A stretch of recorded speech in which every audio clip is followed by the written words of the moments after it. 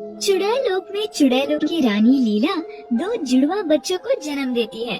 बाकी सारी चुड़ैलें खुशी से झूमने लगती हैं। अरे सुनो सब, हमारी रानी ने दो जुड़वा बेटी और बेटे को जन्म दिया है। लीला अपने बच्चों का रानी और राजा नाम रखती है। दोनों बच्चे धीरे धीरे बड़े होने लगते हैं। जब वो 2 साल के हो जाते हैं तो लीला बहुत ही ज्यादा बीमार हो जाती है। वो बाकी के चुड़ैलों को बुलाकर कहती है, सुनो मेरी प्यारी चुड़ैल बहनों, मैं बहुत बीमार हूँ और अब मुझे नहीं लगता कि मैं ज्यादा दिन जीवित रह पाऊंगी। मेरे बच्चे अभी छोटे हैं। मेरे मरने के बाद तुम सभी उनका ख्याल रखना, उन्हें पाल पोस कर बड़ा करना। मेरे बाद अब तुम ही सब उनका परिवार हो। मेरी कुछ जादुई शक्तियाँ, जैसे कि हवा में उड़ना, रूप बदलना, कुछ समय के लिए इंसान का रूप ले लेना, ये सब उनके अंदर जन्म से ही है। अभी दोनों को इन सब के बारे में कुछ नहीं पता। जब वो 18 साल के हो जाएंगे तो उन्हें खुद ही अपनी शक्तियों का अंदाजा हो जाएगा। तब तक तुम उन्हें पाल पोस कर बड़ा करोगी। वचन दो मुझे कि तुम सभी मेरे बच्चों का अच्छे से ख्याल रखोगी। जी चुड़ैलों की रानी, हम वचन देते हैं। हम सभी चुड़ैले आपके दोनों बेटी बेटा का अच्छे से ख्याल रखेंगे। कुछ दिनों के बाद चुड़ैल रानी की मौत हो जाती है। बाकी चुड़ैलें बहुत दुखी हो जाती है, लेकिन रानी और राजा का ख्याल आते ही सभी संभल जाती हैं। सब चुड़ैलें बहुत ही प्यार से राजा और रानी का पालन पोषण करते हैं और दोनों 18 साल के हो जाते हैं और दोनों को अपनी शक्तियों का एहसास हो जाता है। सभी चुड़ैलें धूमधाम से रानी राजा का जन्मदिन मनाने की तैयारियां कर रही होती हैं। वही रानी और राजा बहुत खुशी से हवा में तैरने लगते हैं। अरे भैया, ये क्या? हमें तो इतने सालों तक पता भी नहीं था कि हमारे अंदर इतनी सारी शक्तियाँ हैं। हाँ, मैं भी बहुत खुश हूँ, लेकिन मैं इस चुड़ैल लोक में रहते रहते तंग आ चुका हूँ। ये सब मौसिया हमें कहीं बाहर भी नहीं जाने देती है। सुनो, मेरे पास एक आइडिया है। अब तो हमारे पास ढेर सारी शक्तियाँ हैं, तो क्यों ना हम रात में चुपके से पहाड़ी के पीछे वाले गांव में जाए। हाँ, आइडिया तो अच्छा है, लेकिन अगर किसी ने हमें देख लिया तो? कोई नहीं देखेगा भाई, हम चोरी छुपके जाएंगे। फिर सारी चुड़ैलें मिलकर रानी और राजा का जन्मदिन धूमधाम से मनाती हैं और सब सोने के लिए चली जाती हैं। वही रानी और राजा चुपके से वहाँ से निकलकर हवा में तैरते हुए पहाड़ी के पीछे पहुँच जाते हैं। नीचे देखते हैं तो सुंदर गांव दिखाई देता है। वो देखते हैं गांव के लोग और हरे भरे खेत। ये सब देखकर दोनों बहुत खुश हो जाते हैं। भैया देखो कितना अच्छा गांव है।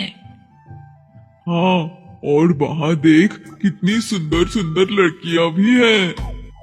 देखो उनके कपड़े कितने प्यारे हैं भैया। क्या फायदा ये सब का? हमारे नसीब में तो ये सब है ही नहीं। हम तो बस ये सब यहाँ ऊपर से ही देख सकते हैं बस। हम नीचे गए तो सब हमें देखकर डर जाएंगे। तो हम सब इंसानों वाला रूप लेकर जाते हैं ना भाई, फिर कोई हमें नहीं पहचानेगा।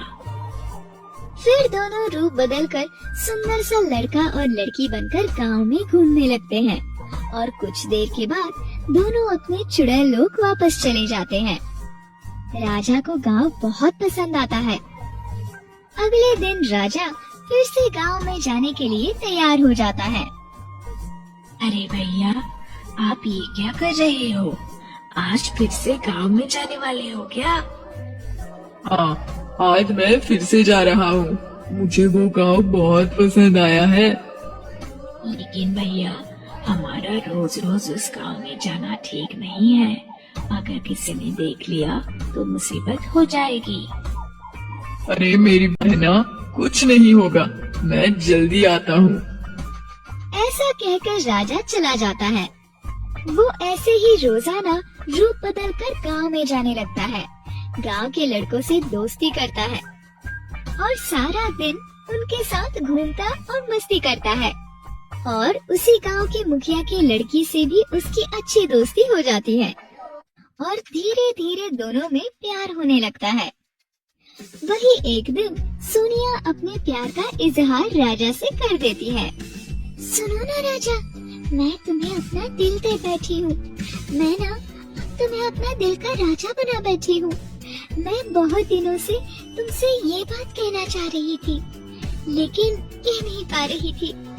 पर अगर मैंने अब नहीं कहा तो देर हो जाएगी, क्योंकि बापू की तबीयत खराब रहने लगी है और वो घर जमाई ढूंढ रहे हैं ताकि वो मेरी शादी उससे करवा दे और मैं बापू के घर ही रह जाऊं। मैं तुमसे बहुत प्यार करती हूँ राजा, क्या तुम भी मुझे चाहते हो? हाँ सोनिया, मैं भी तुमसे बहुत प्यार करता हूँ। तो ठीक है, मैं आज ही बापू से तुम्हारे बारे में बात करती हूँ। मुझे यकीन है वो मना नहीं करेंगे। फिर राजा खुशी से चुड़ैल लोक वापस आ जाता है और खुशी के मारे उसे ये एहसास नहीं होता कि वो एक चुड़ैल का बेटा है और सोनिया एक इंसान है। उन दोनों की शादी नहीं हो सकती। तभी राजा को नाचते हुए देख रानी उसके पास आती है। अरे भैया, क्या बात है, आज तो आप बड़े खुश नजर आ रहे हो। तभी राजा सारी बात रानी को बता देता है। लेकिन भैया, ये शादी कैसे हो सकती है? आप तो एक चुड़ैल का बेटा हो, आप एक इंसान से शादी कैसे कर सकते हो? वो चुड़ैलों के लोक में कैसे रहेगी? आप हमेशा के लिए आदमी तो नहीं बन सकते। कभी ना कभी तो सच्चाई सामने ही आ जाएगी, फिर तुम क्या करोगे? हाँ, लेकिन मैं सोनिया के प्यार के आगे सब भूल गया था। मैं उससे बहुत प्यार करता हूँ। मुझे बस सोनिया चाहिए, बस। अब तक सोनिया ने मेरे बारे में अपने बापू को सब बता दिया होगा। मैं उसके बिना नहीं रह पाऊंगा। अब तुम ही बताओ बहन, मैं क्या करूँ? क्या इस समस्या का कोई उपाय नहीं है? एक ही उपाय है, हम चुड़ैल लोक के गुरुदेव से जाकर मिलते हैं। वो पहाड़ की उस चोटी पर रहते हैं, अब तो वही कुछ कर सकते हैं। फिर दोनों गुरुदेव के पास जाकर सारी बात बताते हैं। मैं समझ गया बेटा, तुम उस लड़की से प्यार करते हो और प्यार की कोई मर्यादा नहीं होती। तुम्हें घोर तपस्या करनी होगी, तभी तुम मनुष्य रूप ले पाओगे। लेकिन ध्यान रहे, अगर तुम एक बार मनुष्य बन गए तो तुम कभी चुड़ैल लोक में वापस नहीं आ सकते और तुम्हारी सारी शक्तियाँ भी चली जाएंगी। जी गुरुदेव, मैं हमेशा के लिए मनुष्य बनने के लिए तैयार हूँ और तपस्या के लिए भी। फिर राजा तपस्या करना शुरू करता है।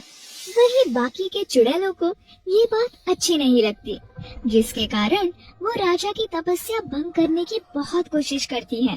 लेकिन रानी अपने भाई के सामने ढाल बनकर खड़ी रहती है और अपने भाई के लिए चुड़ैलों से लड़कर उसकी रक्षा करती है।